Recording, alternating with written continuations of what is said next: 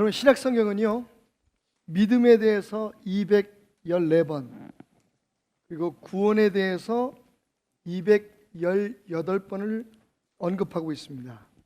반면 돈에 대해서는 2359절에 걸쳐서 3224번을 말하고 있습니다. 여러분, 우리가 생각할 때 우리의 믿음은, 우리 신앙은 믿음과 구원이 가장 중요한 행위다라고 생각하겠지만, 사실 성경은 그것의 10배가 넘는 구절에 돈, 재물, 재정에 대해서 이야기하고 있다는 것, 참으로 놀라지 않을 수가 없습니다. 자, 그렇다면 왜 성경은 그렇게 돈에 대해서 많이 이야기하고 있을까요? 예수님이 돈독이 들어서 그러실까요? 예수님은 정말 그렇게 돈을 좋아하실까요? 아닙니다. 그 이유는요, 우리가 돈에 대해서 알아야 할 것이 그만큼 많기 때문입니다. 종교개혁가인 마틴 루터는 이런 말을 했어요. 당신이 정말 천국 백성이 되려면 영혼이 구원받아야 하고, 행위가 구원받아야 하고, 그리고 당신의 지갑이 구원받아야 한다. 다시 말하면 우리 신앙생활에 있어서의 그 승패가 사실은 우리의 물질 관리, 돈에 대한 우리의 자세에 많이 달려 있다는 것을 성경은 우리에게 말해주고 있는 것입니다.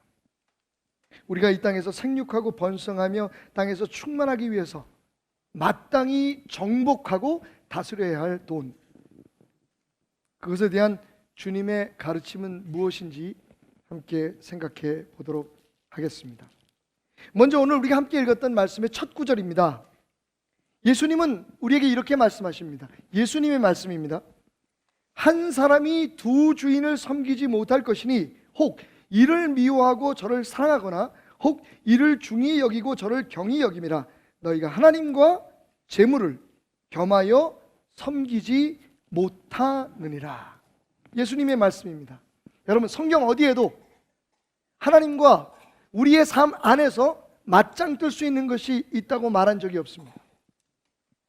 흔히 베레아라든지 성경에 대해서 좀 잘못 가르치고 있는 어떤 교회나 어떤 교파에서 이야기하는 것처럼 사탄은요, 하나님의 맞수가 될 수 없습니다. 지금 사탄이 날뛰고 있는 것은, 이 세상을 지배하는 것처럼 보이는 것은 하나님께서 허락하셨기 때문입니다. 사탄은 절대로 하나님의 맞수가 아닙니다. 우리의 삶 안에서 왕좌를 놓고 싸우는 대상이 아니라는 거죠. 그런데 오늘 예수님께서 딱 한 구절, 우리의 삶 안에서, 하나님의 사람들의 삶 안에서 주인 자리를 놓고 맞서는, 하나님과 맞대항하는 유일한 존재가 있다고 말합니다. 그게 뭐냐면 바로 돈입니다. 재물, 즉 돈은요, 우리 안에서 끊임없이 하나님의 자리를 빼앗으려고 하고 있다고 말하고 있습니다. 하나님의 자리를 노리고 있는 유일한 존재는 바로 돈입니다. 자, 그러면 돈 자체가 그런 능력이 있을까요? 아닙니다, 여러분. 돈 자체는 아무런 능력도 없습니다. 중요한 건 그 돈을 움직이고 돈을 통해서 우리의 삶의 주인이 되려고 하는 어떠한 영적인 권세가 그 뒤에 있기 때문이라는 거죠. 우리 인간이 돈에 약하다는 것을 알고 있는 어떤 힘이 말입니다. 오늘 여러분의 주인은 누구입니까? 하나님이십니까? 아니면 돈입니까? 자본주의에 대해서 물으니까 노벨상을 탄 학자도 한마디로 얘기를 못 하더라고요. 저는 한마디로 얘기할 수 있습니다. 자본주의는 뭡니까? 돈이 근본이 되는 세상입니다. 돈으로 살고 돈이 목적이 되고 돈이 있어야만 힘을 얻을 수가 있고 돈이 있어야만 행복하다고 생각하는 곳이 바로 자본주의의 세상입니다. 돈이 모든 것의 기준이 되는 세상, 자본주의. 그런데 여러분, 그러한 세상을 살면서도 하나님은 우리에게 말씀하십니다. 너희는 돈의 노예가 되지 마라. 돈의 종이 되지 마라. 너의 삶에 돈을 섬기거나 돈을 경배하거나 돈을 주인으로 삼아서는 안 된다.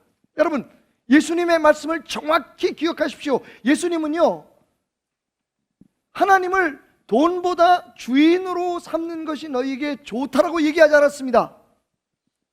절대로 두 개의 주인을 섬길 수 없다고 말했습니다. 이거 아니면 저거입니다. 다른 중간지대는 있을 수 없습니다. 하나님이 주인이 되면 돈은 당연히 하나님의 영광을 위해서, 주인 되신 하나님을 위해서 우리의 삶 속에서 쓰임을 받아야 될 도구가 될 것이고, 만약 돈이 주인이 되면 하나님은 우리에게 그 돈을 벌어주기 위한 하나의 수단이 될 것입니다. 자, 이제 조금 이해가 가십니까? 왜 예수님께서 두 주인을 절대로 섬길 수 없다고 말하는지. 자, 그렇다면 다시 한번 대답해 보십시오. 여러분의 삶에 돈이 주인입니까? 하나님이 주인입니까? 아직도 이해가 안 되시는군요. 이렇게 바꿔서 말씀드리겠습니다. 여러분은 이 땅에서 잘 되고 돈 많이 벌기 위해서 하나님 앞에 기도합니까? 아니면 하나님의 영광을 위해서 돈을 벌고 돈을 쓰기를 노력하고 있습니까? 이제 답이 좀 나오시나요? 솔직히 이것은 우리에게 큰 도전이 됩니다. 죄책감을 갖게 합니다. 아, 생각해보니 내가 하나님을 믿는다고 하면서도 사실은 이 땅에서 물질과 돈을 더 중시하고 있었구나라고 말입니다. 왜냐하면 우리의 기도를 들어보면 우리의 기도의 많은 부분이 큰 집, 많은 수입, 우리 자녀들 연봉 좋은 회사 들어가는 것, 돈이기 때문입니다.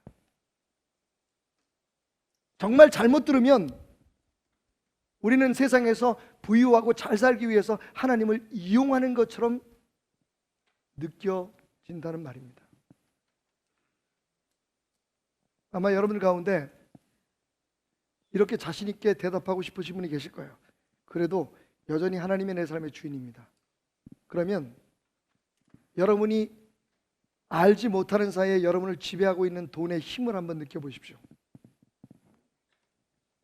만약 여러분들이 여러분 삶 속에 대부분의 염려와 근심이 돈 때문이라면 당신은 지금 돈의 지배를 받고 있는 겁니다.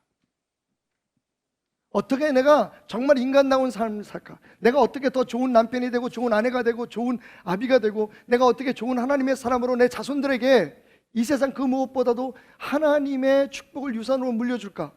라는 것이 고민거리가 아니라 오늘 하루 나는 어떤 사람에게 좋은 일을 할까? 하나님의 사람으로서 누구에게 복음을 전할까? 이런 게 염려 걱정이 아니고 오늘은 어떻게 돈을 메꾸지? 어디서 돈을 벌지? 오늘은 어떻게 해서 더 많은 돈을 얻을 수 있을까? 만약에 모든 걱정의 근심의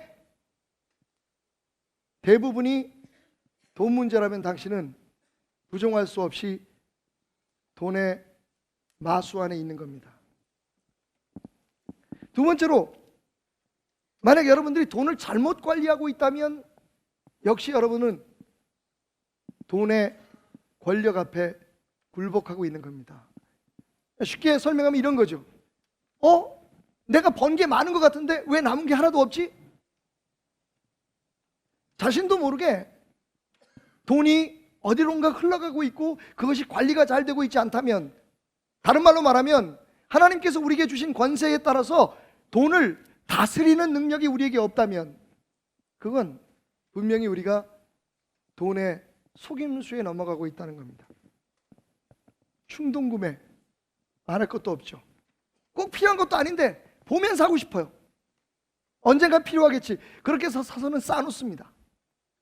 여러분, 역시 돈을 경계해야 할 수위에 올라와 있는 겁니다. 또 있죠. 돈 때문에 죽겠다, 돈 때문에 살겠다라고 하시는 분이 계신다면, 돈이 있으면 행복하고 돈이 없으면 불행하다고 생각하는 분이 계신다면, 모든 것이 다 돈 때문이라고 생각하는 분이 계신다면 분명히 돈이 당신의 삶의 주인입니다. 교회를 다녀도 말이죠. 마지막 한 가지 더. 돈이 있을 때는 믿음이 좋아지고 돈이 없을 때는 창피해서 교회 못 나가겠다는 사람이 있다면 당신은 하나님이 주인이 아니라 돈을 위해서 사는 사람입니다.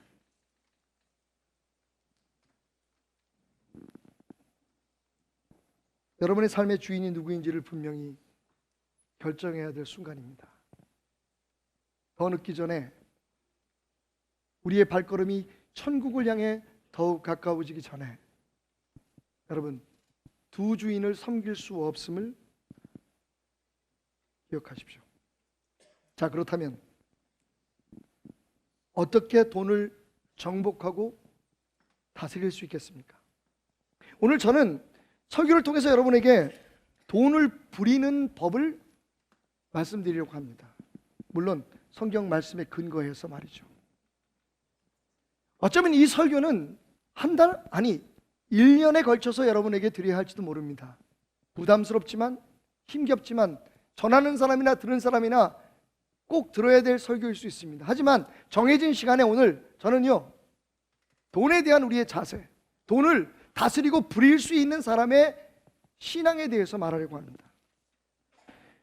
돈을 부리는 법, 첫째, 무엇보다 먼저 돈은 주인 되신 하나님의 의를 이루기 위한 도구라는 사실을 인정하십시오. 한번 따라해 볼까요? 돈은 그것의 주인 되신 하나님의 의를 이루기 위한 도구입니다. 오늘 말씀에서 예수님 뭐라고 말씀하십니까? 염려하지 말라는 겁니다. 이는 다 이방인들이 구하는 것이니 너희 하늘 아버지께서 이미 모든 것을 알고 너희들의 필요를 채워주실 준비가 되어 있으니 너희는 먼저 그의 나라와 그의 의를 구하라. 그리하면 이 모든 것을 너희에게 더해 줄 것이라고 말씀하고 계십니다. 자, 이 말은 무슨 뜻입니까? 먹고 입고 사는 데에만 돈을 쓰지 말라는 겁니다. 오히려 돈을 하나님의 의를 이루고 하나님의 뜻을 이루는 것에 하나님의 영광을 위해서 사용하게 되면 하나님께서 먹고 입고 사는 것은 책임져 주실 것이라는 겁니다. 여러분, 하나님이 주인 되셨다면 돈은 그 하나님의 뜻대로 사용돼서 하나님의 뜻을 이루는 도구가 되어야 됩니다. 돈이 목적이 되어서 돈을 위해서 하나님을 믿거나 돈을 위해서 예배를 드리거나 돈을 위해서 기도하거나 모든 것의 목적이 돈이 된다면 분명한 것은 하나님이 돈의 노예인 것이지 내 삶에 하나님이 돈의 도구인 것이지 하나님이 주인이라고 말할 수 없다는 겁니다. 여기서 분명히 짚고 넘어가야 합니다. 여러분의 삶에 하나님이 주인 되셨다면 여러분 돈을 향해서 선포하십시오. 너는 하나님의 영광을 나타내기 위해서 하나님의 자녀된 나, 하나님의 종된 나의 삶 속에 하나님의 의를 이루기 위해서 내게 주어진 도구이다, 나의 수단이다 라고 말입니다. 그러기 위해서 두 가지를 기억하십시오. 첫째, 당신은 하나님의 축복의 도구를 맡은 청지기인 것을 기억하십시오. 청지기로서 여러분에게 주어진 돈에 충실하라는 말입니다. 돈 그 자체가 목적이 돼서 돈을 벌기 위해서 충실하고 돈을 쓰기 위해서 충실하고 돈을 모으기 위해서 충실하라는 게 아니라 하나님께서 내게 맡기신 하나님의 의와 하나님의 나라를 이루기 위해서 내게 맡기신 그 돈을 충실하게 관리하라는 겁니다. 마태복음 25장 14절부터 30절까지의 말씀에 보면 여러분이 잘 아는 한 비유가 나옵니다. 우리가 달란트의 비유라고 말하는 비유입니다. 또 어떤 사람이 타국에 갈 때에 그 종들을 불러 자기의 소유를 맡긴 것 같으니 각각 그 재능대로 한 사람에게는 금 5달란트를, 한 사람에게는 2달란트를, 한 사람에게는 1달란트를 주고 떠났다. 여러분, 이 이야기의 결말을 우리가 잘 알고 있습니다. 분명히 뭐라고 얘기하냐면 주인이 종에게 능력에 따라서 돈을 맡겼다고 말하고 있습니다. 물질을 맡겼다고 말하고 있습니다. 물론 넓게 해석하면 우리에게 주신 재능과 여러 가지 탤런트를 얘기할 수 있겠지만 정확히 오늘 말씀 그대로 이해하자면 여러분, 이 비유는 돈입니다. 하나님께서 우리에게 맡기신 물질에 대한 이야기입니다. 그런데 종들은 어떻겠습니까? 두 종은요, 하나님께서 맡기신 주인의 것이라는 의식 속에서 그 돈을 잘 불려서 2배로 불려서 주인에게 돌려드립니다. 하지만 한 종은 무슨 이유인지 그 돈을 그냥 땅속에 파묻어 두었다가 주인이 왔을 때 그대로 드립니다. 충실하지 않았던 겁니다. 결국 두 사람은 칭찬을 받고 한 사람은 책망을 듣습니다. 주인은 뭐라고 칭찬합니까? 너희가 작은 일에 충성했으니 더 큰 일을 주리라. 여러분, 예수님의 말씀이 오버랩되는 순간입니다. 너희는 먼저 그의 나라와 의를 구하라. 그리하면 이 모든 것을 너희에게 더해 주리라. 그것도 더 큰 것으로 더해 주리라. 우리의 목적이, 첫 번째 목적이 하나님의 의를 이루어 드리는 겁니다. 하나님의 나라를 이 땅에 이루는 것입니다. 우리의 돈은 그 목적을 위해서 벌어지고 쓰여져야 합니다. 그러면 돈을 가지고 우리가 살 수 있는 모든 것들, 돈을 가지고 이룰 수 있는 모든 것들은 하나님께서 우리에게 책임져 주시고 채워 주시겠다는 이야기입니다. 여러분, 하나님은 물질 자체를 어떤 사람들이 주장하는 것처럼 부인하고 계시지 않습니다. 돈은 악하다, 가난하게 살아라. 여러분, 예수님은 그렇게 말씀하지 않고 있습니다. 만약 그랬다면 이 모든 것을 더해 주리라는 말씀하지 않으셨겠죠. 하나님은 우리가 하나님 안에서 누리기를 원하십니다. 우리에게 필요한 만큼은 갖기를 원하십니다. 그런데 어떨 때 하나님을 위해서 그게 쓰임 받을 때, 하나님을 위해서 쓰겠다고 하는 의지가 있을 때에, 정말 하나님을 위해서 내 지갑을, 내 은행 계좌를, 내 돈을 사용하게 될 때에 하나님께서 영광을 받으시고 우리의 필요를 넉넉하게 채워주시겠다고 말씀하고 있는 겁니다. 하나님을 위해서 쓴다는 것은 무엇을 뜻합니까? 하나님의 이름으로 쓸 수 있는 것에 쓰라는 겁니다. 자녀들을 위해서 먹을 것을 사주고, 아이들에게 옷을 사주고, 남편을 위해서 선물 사주고, 아내를 위해서 무엇인가 할 때도 기도하는 마음으로 그것이 그 사람에게 충만한 은혜가 되고 그가 생육하고 번성할 수 있는, 우리 가정이 생육하고 번성할 수 있는 데 쓰임을 받게 해달라고 하십시오. 그러니 당연히 노름하는 데 쓰면 안 되고 불필요한 것을 먹고 마시는 데 쓰여져서는 안 되는 겁니다. 나의 쾌락을 위해서 쓰여지거나 내 이름을 높이기 위해서 쓰여져서는 안 된다는 겁니다. 그건 하나님께서 책임져 주십니다. 여러분, 우리는 가난하게 살았지만 그가 가진 모든 것을 쏟아서 어려운 사람을 도와줬던 사람들의 이름이 얼마나 높아져 있는지를 압니다. 자기 스스로 높아지려고 했던 사람들은 스스로 목숨을 끊거나 나라를 온통 혼란에 빠뜨리고 죽어갔지만, 심지어는 그가 장로였다는 것이 부끄럽습니다. 여러분, 그는 하나님을 믿은 게 아닙니다. 하나님을 믿었다면 스스로 목숨을 끊기 전에 점쟁이를 찾아갈 이유가 없었을 겁니다. 그는요, 자기 이름을 알리기 위해서 돈을 벌었고, 자기 이름이 더럽혀지는 것이 부끄러워서 스스로 목숨을 끊었습니다. 기업을 운영한 목적 자체가 그 기업에서 일하는 사람들이나 혹은 이 땅에 정말 훌륭한, 그가 사실은 한편으로 해왔던 어려운 사람들 돕는 것에 목적이 있었던 게 아니라, 그것조차도, 그 선행조차도 자기의 이름을 알리고 자기가 어렸을 때에 그 갖고 있었던 아픔을 딛고 일어나서 모든 사람들을 다스리고 다른 사람에게 호통을 칠 수 있는 힘을 가지고 있다는 그런 능력을 과시하기 위해서, 자기의 힘을 사기 위해서 돈을 썼다는 겁니다. 그는 하나님을 섬기는 사람이 아니었습니다. 돈과 명예를 섬기는 사람이었죠. 안타깝게도 말입니다.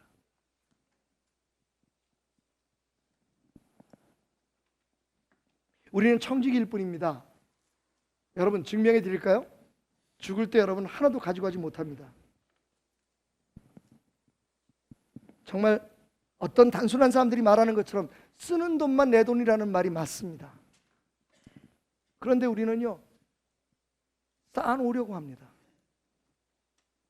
주님을 영광을 위해서 쓸 생각을 안 하고 내 미래를 위해서, 불투명한 내일을 위해서 쌓아놓으려고 합니다. 여러분, 하나님은 여러분에게 돈을 맡기신 거지 여러분에게 준 거 아닙니다. 지금부터 여러분이 벌 돈도 마찬가지입니다. 하나님이 더 많은 것을 맡기시기를 원하신다면, 그래서 하나님의 영광을 위해서, 내 가정을 위해서든 아니면 친구를 위해서든 세상에 쓰든, 여러분 하나님의 영광과 하나님의 나라를 나타내고 하나님의 이름을 나타내고, 와, 저 사람이 정말 하나님을 믿는 사람으로서 저렇게 귀하게, 정말 알뜰하게 하나님이 주신 물질을 사용하고 있구나 라고 하는 칭송을 들어 하나님 앞에 영광을 돌리기를 원한다면, 하나님의 물질을 맡은 청지기처럼 최선을 다해 일하고 깨끗하게 번 돈으로 주의 이름을 위해 사용하십시오. 두 번째로, 돈의 주인 되신 하나님의 의를 이루기 위해서 돈을 사용하기 위해선 하나님의 재정 원칙 가운데 모든 물질은 공공성을 가지고 있다는 사실을 인정해야 합니다. 한번 따라해 봅시다. 모든 물질은 공공성을 지니고 있다. 다시 말하면 하나님께서 맡기신 그 물질이 당신 것만이 아니라는 겁니다. 이어지는 비유를 보면 양과 염소의 비유가 기록되어 있습니다. 마태복음 25장 31절부터 인자가 자기 영광으로 모든 천사와 함께 올 때에 자기 영광의 보좌에 앉으리니 모든 민족을 그 앞에 모으고 각각 구분하기를, 목자가 양과 염소를 구분하는 것 같이 하여 양은 그 오른편에 염소는 왼편에 두리라. 자, 왜 오른편 왼편에 가게 되었습니까? 그 이유를 말합니다. 그때의 임금이 그 오른편에 있는 자들에게 이르시되, 내 아버지께 복받을 자들이여, 나와 창세로부터 너희를 위하여 예비된 나라를 상속하라. 내가 줄일 때에 너희가 먹을 것을 주었고, 목마를 때에 마시게 하였고, 나그네 되었을 때에 영접하였고, 헐벗었을 때에 옷을 입혔고, 병들었을 때에 돌아보았고, 옥에 갇혔을 때에 와서 보았느니라. 여러분, 하나님께서 지금 여러분 주머니에, 여러분 지갑에, 여러분 은행 계좌에 맡기신 그 돈은요, 여러분 혼자 잘 먹고 잘 살라고 주신 돈이 아닙니다. 거기에는 다분히 주변에 어려운 사람, 힘들고 지친 사람, 그 사람들을 위해서 사용하라고, 그것이 하나님의 나라와 하나님의 의를 이루는 일이니 그렇게 하라고 여러분에게 맡기신 돈입니다. 인색하지 마십시오. 여러분, 하나님 앞에 드리는 물질들, 어려운 사람을 위해서 쓰는 돈에 대해서 인색하지 마십시오. 내가 벌었으니, 내가 얼마나 이 돈을 벌기 위해서 애를 썼는데, 여러분, 그 교만의 위험을 깨닫는 여러분이 되셨으면 좋겠습니다. 참새를 보십시오. 들의 백합화를 보십시오. 걔네들이 뭘 했습니까 도대체?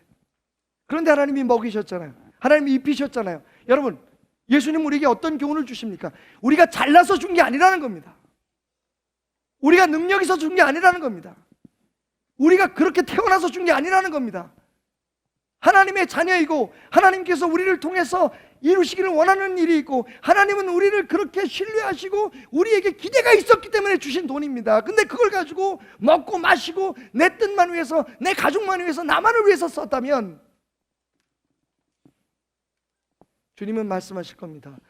내가 굶주렸을 때 너는 내 돈 가지고 나를 먹이지 않았고, 내가 헐벗었을 때 너는 내가 맡긴 돈으로 내게 옷 한 벌 사주지 않았고, 내가 옥에 갇혔을 때 너는 내가 맡긴 돈으로 내게 먹을 것 한 번 넣어주지 않았구나.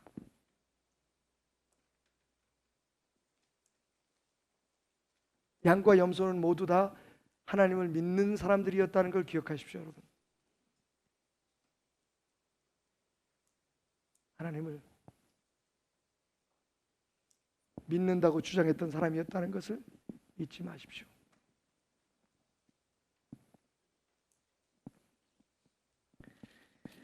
그래서 여러분 기억하셔야 할 건요, 돈을 부리기 위해선 돈 문제는 결국 믿음의 문제라는 것을 여러분들이 깨달으셔야 됩니다. 한번 따라해 봅시다. 돈 문제는 돈 문제가 아니라 믿음의 문제다. 여러분, 돈이 도대체 뭡니까? 제가 여기 2장의 10,000원짜리를 가지고 있는데요. 자, 이 2장 중에 어느 게 진짜일까요? 제가 이렇게 말씀드린 거 보면 둘 중에 하나는 가짜일 수도 있다는 거죠? 아니면 2장이 다 가짜든지. 어느 게 진짜일까요? 왼쪽 거요? 오른쪽 거요? 찍어보세요. 예, 이 둘 중에 제가 찍는 게 가짜입니다. 어?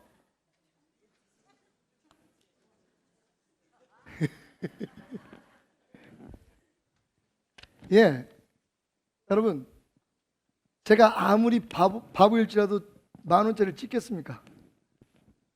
그런데 여러분 보십시오. 제가 여러분들에게 보여드리고 있었던 건 결국 돈은요, 종이일 뿐입니다. 그런데 왜 우리가 이것 때문에 죽고 삽니까? 이걸 벌기 위해서 정말 이것 가지고는 살 수 없는 가정의 행복이나 가족들과 함께 보낼 수 있는 시간이나 우리가 하늘나라에 쌓을 수 있는 모든 보화들을 포기하고 이거 한 장 벌기 위해서 몸부림을 치는 겁니까? 여러분, 찢어버리면 똑같은 종이인데 문제는요, 이 종이에 우리가 가지고 있는 믿음 때문입니다. 우리 모두가 약속하고 우리가 다 믿고 있는 믿음 때문입니다. 여러분, 10,000원이라고 하는 액면가는요, 우리의 믿음입니다. 종이에 종이. 만약 이 가치를 알지 못하고 한 번도 이 가치를 들어보지 못한 사람에게 이걸 주면 그 사람은 이걸 종이 비행기를 접거나 아니면 코 푸는 데 사용할 수도 있습니다.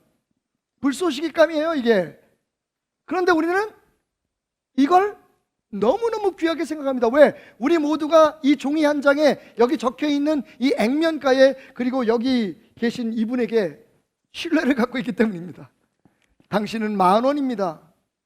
여러분, 우리가 그렇게 정한 거예요. 그리고 우리는 믿고 있습니다. 돈이요? 믿음의 문제입니다. 자, 그런데 여러분, 제가 또 한 장의 돈을 여러분에게 보여드리겠습니다. 에게 1,000원입니다. 자, 저희 아들이 어렸을 때요, 저한테 항상 그렇게 얘기했습니다. 아빠 1,000원만. 그 아이에게는 이 1,000원이 정말로 엄청나게 큰 돈이었을 겁니다. 그런데 중학교 들어가더니 1,000원 얘기를 안 해요. 아빠 10,000원만. 간땡이가 부은 겁니다. 자, 제가 1,000원을 줬어요. 아이가 고개를 돌리려고 합니다. 야, 1,000원도 얼마나 귀한 건데. 아이가 받았어요. 그런데 삼촌이 와가지고요, 큰아버지가 오시더니 그 아이에게 10,000원짜리를 주면서 이렇게 말씀했습니다. 그 1,000원짜리 나 주고 너 이거 받을래? 아이는요, 두 말도 하지 않고 1,000원짜리 줘버리고 10,000원짜리 받습니다. 왜? 이게 더 크다고 믿기 때문입니다. 알고 있기 때문입니다. 하나님이 주인이 된다는 것은 무엇을 뜻할까요? 하나님에 대한 믿음이, 하나님에 대한 우리의 사랑이, 하나님에 대한 우리의 알미, 하나님에 대한 우리의 의존도가, 하나님에 대한 우리의 신뢰도가 돈보다 더 크다는 걸 얘기합니다. 여러분, 하나님을 택할래, 돈을 택할래 그러면 여러분 뭘 택하겠습니까? 거짓말 하지 마시고요. 돈 벌려고 교회 안 나오시잖아요, 가끔.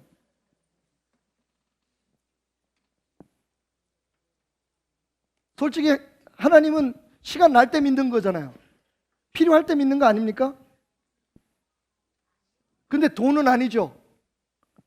죽어라고 내일 아침에 여러분 아무리 피곤해도 직장 가셔야 되죠. 안 그러면 잘리니까.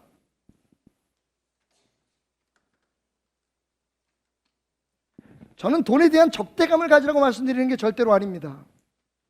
여러분의 믿음을 증명하라는 겁니다. 만약 하나님과의 약속을 지켜야 하고 그리고 돈을 벌을 수 있는 기회가 동시에 온다면 여러분 어떤 걸 택하시겠습니까? 1,000원짜리요? 왜 우리는 그러면 하나님을 섬기고 하나님 앞에 약속한 예배 시간이나 하나님께 우리가 드려야 할 것들을 먼저 포기하고 돈을 선택합니까? 여러분, 바로 돈이 여러분에게는 하나님보다 더 중요한 존재라고 믿고 있기 때문일지도 모릅니다. 왜 하나님께서는 돈 문제에 대해서 그렇게 많이 말씀을 하시는가요? 왜 돈 문제에 대해서 하나님께서 그렇게 날카롭게 말씀하시나요? 왜 박태남 목사는 오늘 이 강단에서 돈 문제를 얘기하나요? 돈이 바로 우리의 신앙 안에서 하나님과의 라이벌이기 때문입니다. 그리고 안타깝게도 안 그렇게 생각한다고 믿지만 많은 사람들이 하나님보다 돈을 더 신뢰하고 있기 때문입니다. 돈의 능력을 믿습니다. 하나님이 해결해 주지 못하는 거 돈이 할 수 있다고 생각합니다. 돈만 있으면 다 된다고 생각합니다. 문제가 생기면 하나님 앞에 기도하기보다 돈을 구하러 다니기가 바쁩니다. 하나님은 그냥 우리가 더 많은 돈을 벌기 위해서 우리에게 길을 알려주고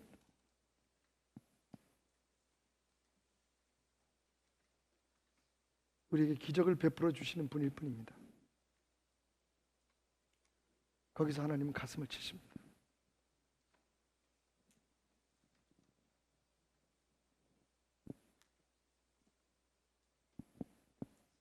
그래서 우리는 하나님의 말씀을 배우고 순종해야 합니다. 돈을 버는 걸요, 여러분의 방법대로 하지 말고 성경에 3000여 번이나, 신약 성경만요 3000여 번이나 기록되어 있는 그 말씀을 보고 그 말씀이 인도하는 대로 가십시오. 순종하라는 겁니다. 조종사들이 하는 말이 있습니다. 항공기를 조종할 때 시계가 나쁘면 계기판을 보고 조종해라. 여러분, 대한민국의 시계는 나쁩니다. 내일 당장 정치적으로 사회적으로 어떤 일이 벌어질지 모릅니다.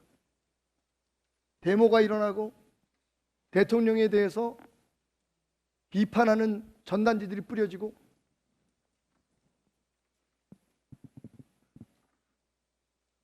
받은 뇌물 때문에 잠을 못 자는 정치인들이 수두룩하게 있고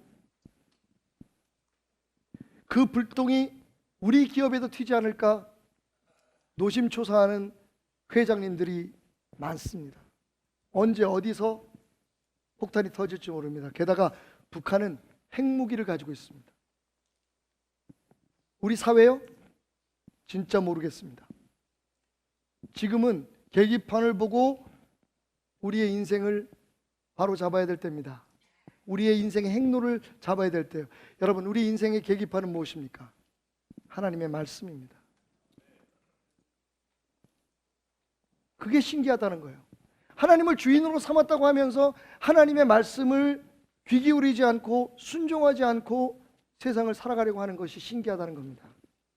여러분, 우리가 흔히 축복장이라고 말하는 신명기 8장에서 하나님이 이렇게 말씀하십니다. 내가 오늘 명하는 모든 명령을 너희가 지켜 행하라. 그리하면입니다. 너희가 살고 번성하고 여호와께서 너희의 조상들에게 맹세하신 땅에 들어가서 그것을 차지하리라. 하나님의 말씀을 순종하는 것이 우리가 이 땅에서 형통하고 승리하는 비결이라고 말합니다. 우리가 학교에서 배우고 경제학 시간에 배우고 부모님들에게 배우고 어깨너머로 배운 그런 경제적 논리에 의해서 돈 버는 방법대로 살아가지 말고 이렇게 하면 이거 장사 잘 되겠네, 저렇게 하면 내가 좀 더 많이 벌겠네, 이렇게 살지 말고 하나님의 말씀이 뭐라고 얘기하는지에 관심을 가지라는 겁니다. 그리고 그 말씀대로 순종하면 하나님께서 책임져 주시겠다는 겁니다. 그리고 기억하십시오. 절대로 교만하지 마십시오. 하나님은 이어서 신명기 8장 11절에서 이렇게 말씀하십니다. 내가 오늘 내게 명하는 여호와의 명령과 법도와 규례를 지키지 아니하고 내 하나님 여호와를 잊어버리지 않도록 삼갈지어다. 내가 먹어서 배부르고 아름다운 집을 짓고 거주하게 되며 어제 저녁에 거나하게 회식하신 분들 잘 들으십시오. 최근에 새로운 집으로 이사 가신 분들은 꼭 들으셔야 됩니다. 또 내 소와 양이 번성하여 최근에 자동차를 바꾸신 분 가운데 소나타로 바꾸신 분들은 오늘 말씀을 꼭 들으시기 바랍니다. 내 은금이 증식되며 결혼기념일을 맞아서 남편에게 은반지 금반지 선물로 받으신 분들은 오늘 말씀이 여러분에게 큰 힘이 될 것입니다. 내 소유가 다 풍부하게 될 때에 주식으로 대박 난 사람들 들으십시오. 내 마음이 교만하여 내 하나님 여호와를 잊어버릴까 염려하노라. 여호와는 너를 애굽 땅 종되었던 집에서 이끌어내시고 너를 인도하여 그 광대하고 위험한 광야 곧 불뱀과 전갈이 있는 곳 물이 없는 간조한 땅을 지나게 하셨으며 또 너를 위하여 단단한 반석에서 물을 내셨으며 내 조상들도 알지 못하던 만나를 광야에서 내게 먹이셨나니 이는 다 너를 낮추시며 너를 시험하사 마침내 내게 복을 주려 하심이었느니라. 그 다음 말씀이 중요합니다.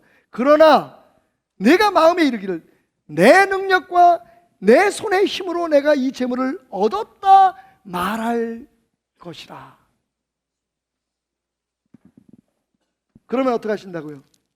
내가 너에게 주었던 모든 재물을 걷어가고 내가 너에게 비록 약속한 땅일지라도 너와 너의 자손들이 그 땅을 차지하지 못하게 할 것이라고 말씀하십니다. 여러분, 하나님이 주인 된 사람은 내가 번 돈, 지금까지 이루어오는 모든 업적이 물론 나의 수고와 애씀이 있었지만 하나님의 은혜였다는 것을 고백합니다. 참새들이 그러는 것처럼 저 들에 핀 백합화가 은연중에 간증하는 것처럼 말이죠.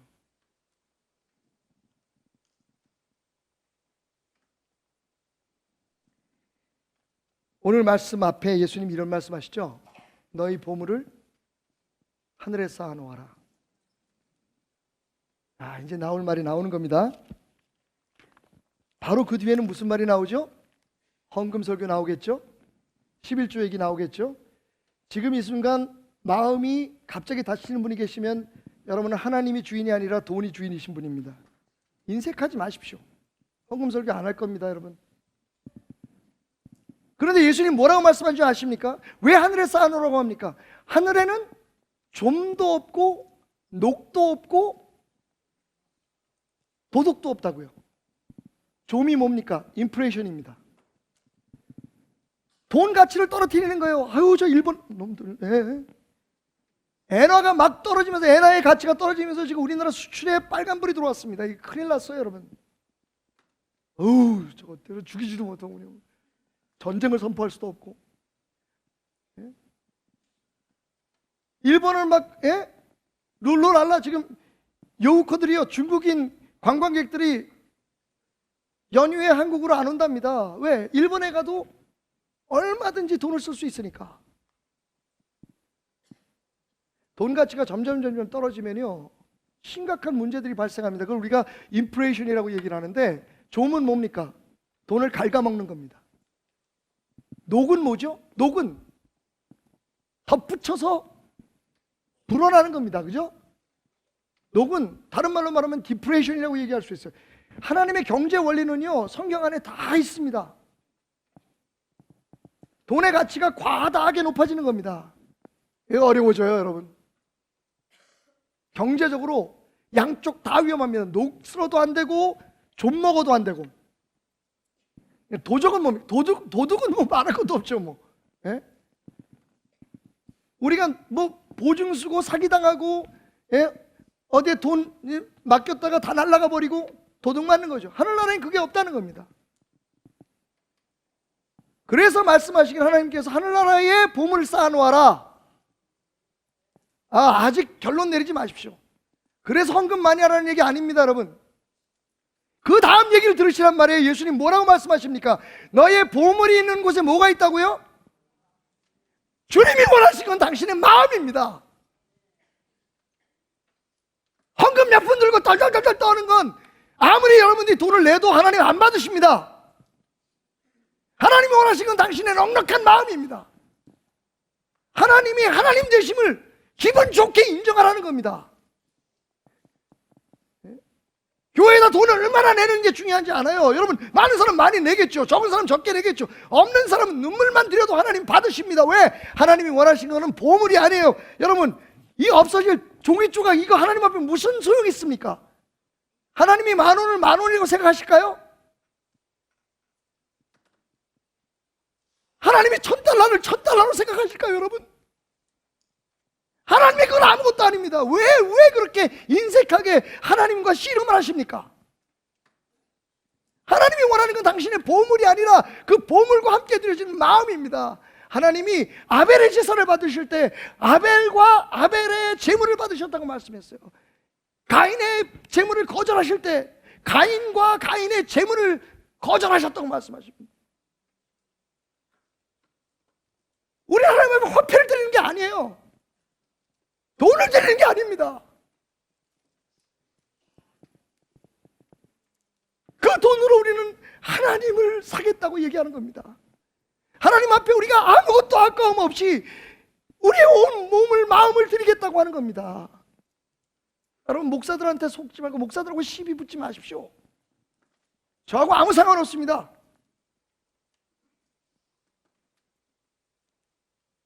만약 여러분들이 목사가 하는 헌금 설교 때문에 11조 선교 때문에 상처를 받았다면 참 죄송합니다. 여러분 신앙은 그따위밖에 안 되는 겁니다. 왜 나하고 씨름합니까? 하나님하고 씨름하시지. 저는 그냥 성경에 기록되어 있는 대로 여러분들에게 축복의 원리를 말할 뿐입니다. 기분 나쁘면 하지 마세요. 하지만 해야 된다면 여러분 망설이지 말고 기쁨으로 하세요. 액수 중요하지 않다고 말씀드렸죠. 당신의 마음의 액수가 이미 정해져 있습니다. 말씀드렸잖아요. 돈의 액면가는 당신의 믿음입니다. 돈 문제는 돈 문제가 아니에요, 여러분. 믿음의 문제입니다. 당신이 하나님 앞에 얼마를 드리는지 그보다 하나님을 더 소중하게 생각하고 있다는 마음으로 드리면 기쁜 마음으로 드릴 수 있는 겁니다.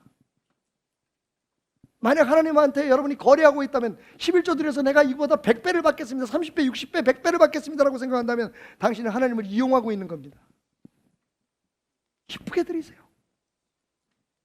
없으면 없는 대로, 있으면 있는 대로 하나님을 기쁘게 섬기세요. 하나님이 주인인 것을 인정하세요. 우리 하나님은 장사꾼이 아니십니다. 우리 하나님은 브로커가 아니십니다. 우리 하나님은요, 온 우주 만물을 창조하신 하나님이십니다. 여러분의 통장에 돈이 얼마 있든지 하나님 그 관심 없으세요. 하나님한테는 그 돈이 돈도 아닙니다. 하나님은 당신의 마음을 원하십니다. 당신을 원하십니다. 어디에 있든지 무엇을 하든지 어떤 상황에 있든지 여러분 하나님으로 만족할 수 있는 당신을 기대하십니다. 돈이 많으면 교회 열심히 나오고, 왜? 헌금도 좀 하고 좀 티도 낼 수 있으니까, 좋은 차 타고 교회 올 수 있으니까, 좋은 옷 입고 와서 나 이렇게 요즘 잘 되고 있어, 나 축복받은 사람이라는 걸 자랑할 수 있으니까. 여러분, 그런데 돈이 없으면 헌금도 못하고 해서 교회 못 가겠어. 그건 믿음 아닙니다. 돈이 없어도, 돈이 있어도 높은 자리에 오를 때나 낮은 자리에 처할 때도 우리는 하나님을 보고 나오고 하나님께 우리를 드리러 나오는 겁니다. 부끄러움이 있을 수 없습니다. 그래서 제가 평생을 빌어먹는 삶을 살아도 여러분에게 떳떳한 겁니다.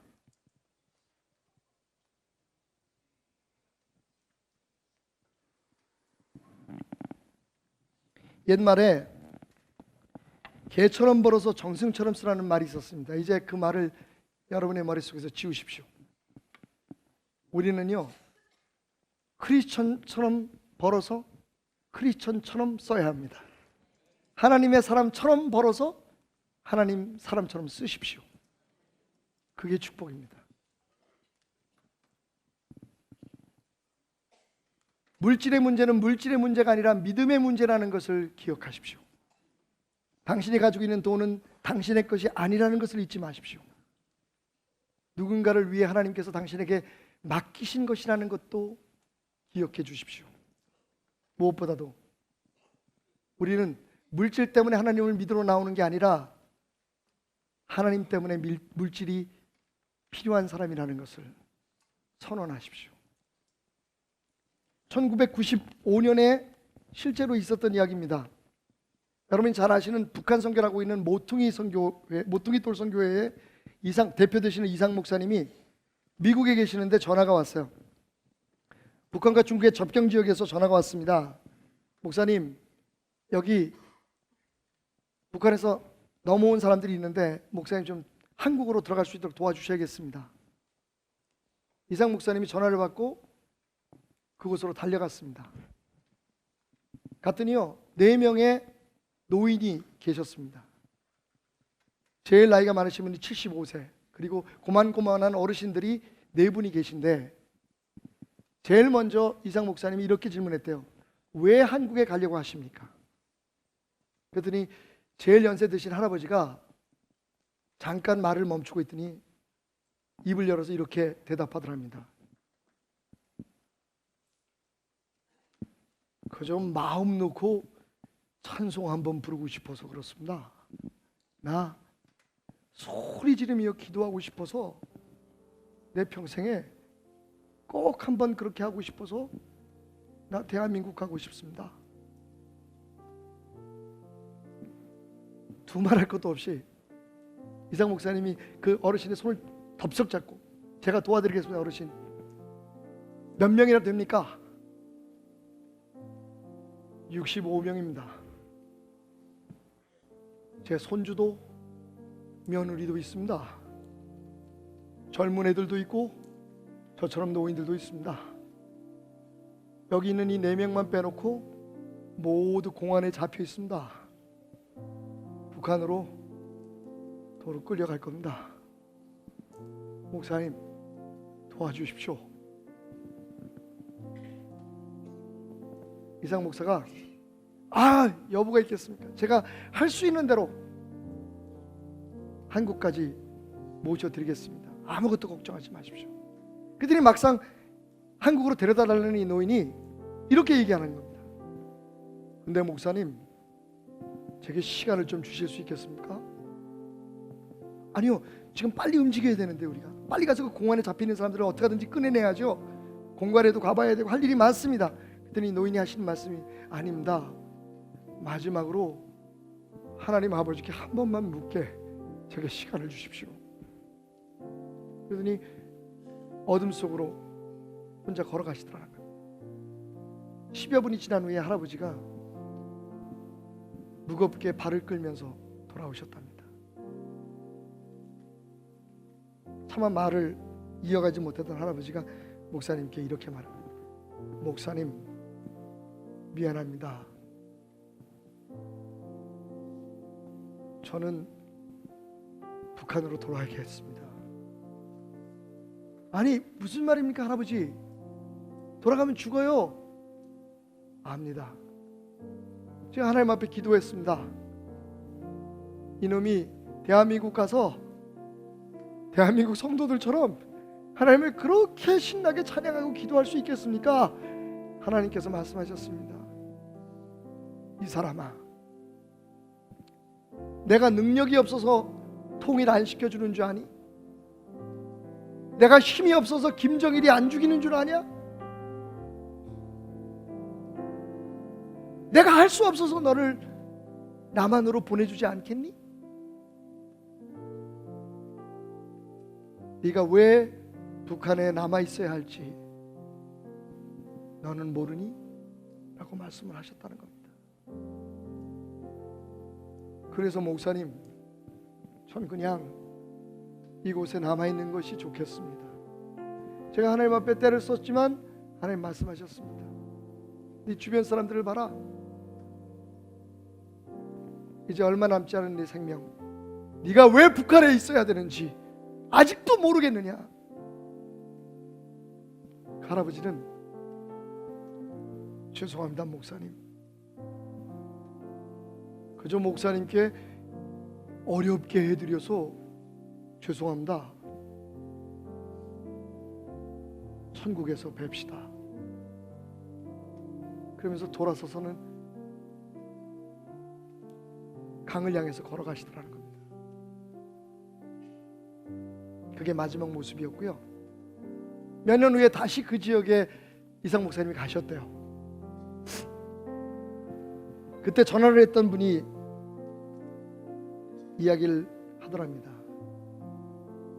그때 그 65명 중에 6명의 젊은이는 끝까지 탈출을 기도하다가 매를 맞아서 죽었고, 그 외의 모든 사람들은 북한에 끌려가서 소식도 없이 아마 다 죽었을 거라고 말이죠.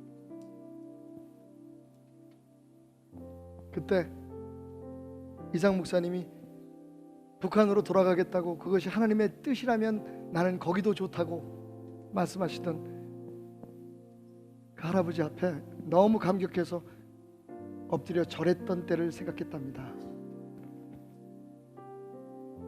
절을 하려고 머리를 숙였는데요, 그분의 눈앞에 다 낡아서 엄지발가락이 튀어나와 있는 신발이 보였대요. 얼마나 마음이 아팠는지.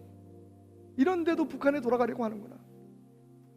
이렇게 가난하고 힘든데도 하나님 뜻이라면 내가 한 사람의 영혼이라도 더 전도할 수 있으면 나는 북한에서 죽는 게 맞다, 돌아가려고 하시는구나 생각하면서 눈물이 흘러내려오는데요, 당신의 목에 뜨거운 물방울이 떨어지더랍니다.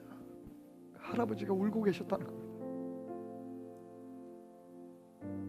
여러분, 하나님 뜻이라면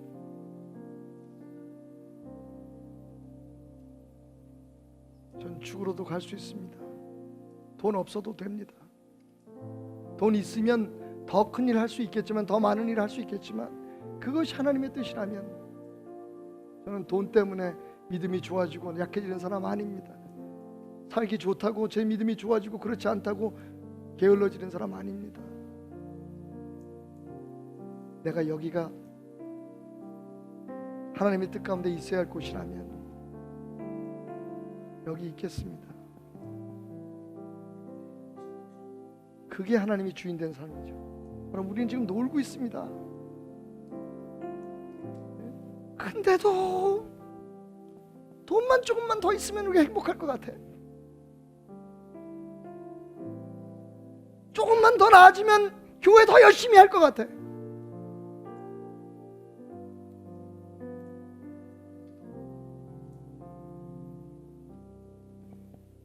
저는 죽어도 북한으로 돌아가야겠습니다.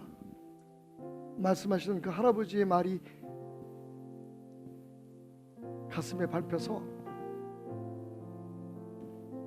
지금도 목숨을 걸고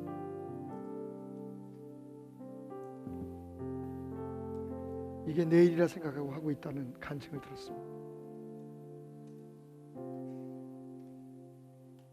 하나님이 주인이라면 여러분, 하나님 안에서 만족할 수 있어야 합니다. 돈이 주인이라면 매일매일 염려와 근심이 끊이지 않을 겁니다.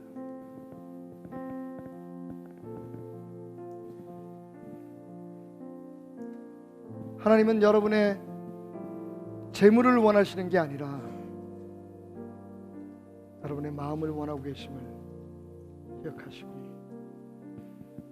여러분의 삶을 풍성하게 하고 여러분의 자녀들을 생육하고 번성하게 하는 물질을 이제 정복하십시오. 그리고 다스리십시오. 돈에 끌려 살지 마시고 하나님의 말씀에 순종하며 사십시오. 여러분들이 그 축복 가운데서 잘 되는 모습 지켜보겠습니다. 기도하면서. 여러분, 저는 여러분을 축복하기 위해서 이 자리에 쓴 거 아닙니다. 여러분을 축복하실 하나님께로 여러분을 인도하기 위해 섰습니다. 이 땅의 모든 목사는 무당으로 만들지 마십시오. 우리는 그저 하나님의 축복의 전달자일 뿐입니다.